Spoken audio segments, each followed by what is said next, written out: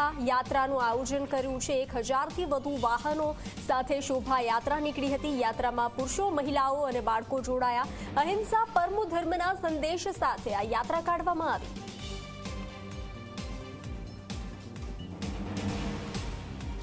1.5 થી 2 કિલોમીટરની સૌથી લાંબી રેલી છે અને એપ્રોક્સ 2 થી 3000 યાત્રી જોડાઈ ચૂક્યા છે। જૈન બંધુઓ અને હજી રસ્તામાં બીજા મંદિરોમાં જોડાવાના છે। બીજા 1500ની ગણતરી છે। યાત્રાનો ઉદ્દેશ્ય એક જ છે, અહિંસા પરમો ધર્મ, શાંતિ। જે કામ જે અહિંસાથી થઈ શકે એમાં હિંસાની જરૂર નથી અને અમે ભગવાન મહાવીરના અનુયાયી છે એટલે અમે કોઈ પણ કાર્ય જે કરીશું અહિંસાથી કરીશું, અહિંસા પરમો ધર્મથી કરીશું અને એક જ છે કે જીવ દયા બચાવીએ। અમારો હેતુ એક જ છે કે જૈન ધર્મના હેઠળથી બધું દુનિયામાં જેટલું પણ કામ થાય એ શાંતિના પ્રતીક બનેથી કામ થાય।